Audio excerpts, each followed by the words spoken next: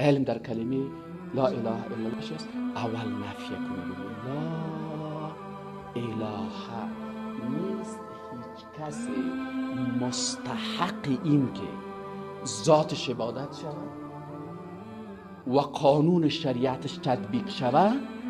ذات عبادتش نفی کردی و قانون شریعتش تطبیق شود الا الله، بغیر از کی؟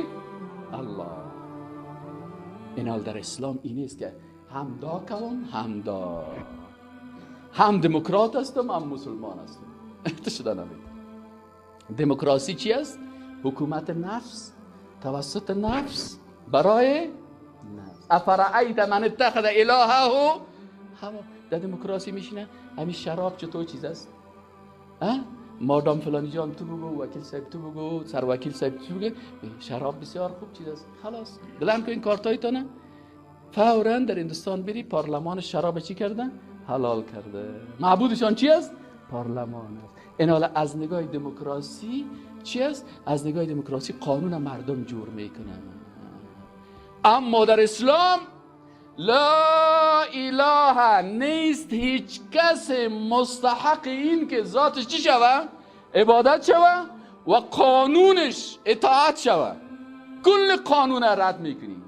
سوسیالیسم و کمونیسم و داروینیسم و دموکراسی و این کلش رد میکنی. لا اله، این کسانی که میخواهند خود جاگزین معبود بسازن اینا رو کلشان باید نفی بکنی. باز بگی الا الله، بغیر از الله. این بخش اول لا اله الا الله، علم لا اله الا الله. بخش دومش محمد رسول الله صلی الله علیه و سلم. چی معنی محمد رسول الله؟ یعنی عبادت ذات الله را و اطاعت از شریعت الله را به طریقه کی میکنی؟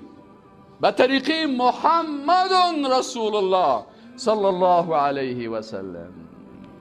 اگه اهل طریقت هستی، اهل طریقت هستی، پس رهبر طریقت تو، پیر طریقت تو کی باید باشه؟ محمد رسول الله صلی الله علیه و سلم است که این پیغمبری که تزکیه داشت. یزکیکم، این پیغمبر برای چی آمده بود؟ برای چی آمده بود که شما را تزکیه بکنن، تزکیه اعتقادی بکنن، تزکیه اخلاقی بکنن، قلب تو را تزکیه بکنن، دست تو را تزکیه بکنن، زبان تو را تزکیه بکنن، چشم تو را تزکیه بکنن، گوش تو را تزکیه بکنن. و یزکیکم، پس تزکیه کار رسول الله صلی الله علیه و یعلمکم الکتاب. این پیغمبر تزکیه توسط چی میکرد؟ با تعلیم دادن چی است؟ الکتاب و القرآن و الحکمت و السنه. پس این حاله کلمه لا اله الا الله میگه که تو باید اقسم اسوید ولکم فی رسول الله اسوة حسنه. به خاطر وقتی انسان مسلمان کلمه میخونه لا اله الا الله محمد رسول الله، یک نفر کافر میشه،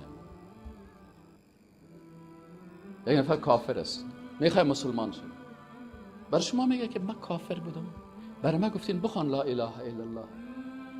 چی معنا میده لا اله الا الله؟ خلاصیشه برای من بگو که من بفهمم. برش میگه که حالا که تو کلمه میخوانی لا اله الا الله، معنای لا اله الا الله ای است که تو در مقابل خالق متعال برای الله 3 تعهد میکنی. برای الله 3 تعهد میکنی. تعهد اول در کلمه لا، علم لا اله الا الله هست. حالا ما بسیاری وقتا بعضی دوستا هستن که لا اله الا الله را از مادر خود یاد گرفته، یا از پدر خود یاد گرفته، یا از پدر کلان خود یاد گرفته. همین لا اله الا الله را هم درست خوانده نمیده. در حالی که بگی لا اله، اینجا مد بکو، لا اله نیست هیچ کسی مستحقی که ذاتش عبادت شود و قانون شریعتش تطبیق شود الا الله، بغیر از الله. این خواندن کلمه لا اله الا الله اول مد، اول نفیه، اول فمن یکفر بالطاغوت، باید به طواغیت کافر شوی. طاغوت کی است؟ طاغوت کسی است که میخواه قانون ضد شریعت الله بسازه. پس اول باید به این کافر شوی. بسیاری کساست کلمه را نمیفهمن، معنیش نمیفهمن، میگه من هم مسلمان هستم هم کمونیست. کاش نمیفهمم. یک روز یک کسی اومد میگه والا استاد شما چرا بخیلی؟ میگه چرا؟ من میخوایم کمونیست باش، من مسلمان باش. من گفتم تو میخوای هم زن باشی هم مرد باشی، هم شوی کنی هم زن. تو بیچاره دیگه قسم نمیفهمی یه چه قسمی است؟ من گفتم تو نمیشه. کمونیسم وقتی مارکس میگه که دین افیون یا مخدر ملت هاست، دین باید نباشه. پس یک کسی که میخواد که کمونیست باشه، مارکسیست باشه، این باید به هیچ دین گرایش نداشته باشه، نه اسلام، نه یهودیت، نه نصرانیت، نه هندویسم، به هیچ چیز. پس تو چطور میتونی که جمع بکنی بین از اینا؟ و کلمه بر تو میگه که فمن یکفر بالطاغوت، مسلمان کسی است که اول باید به طاغوت کافر شه. و طاغوت کی است؟ طاغوت کسی است که قانون و اندیشه و فکر میسازه ضد قانون اسلام، ضد شریعت الله، ضد اندیشه توحید، ضد یکتا پرستی. باید به کافر شه.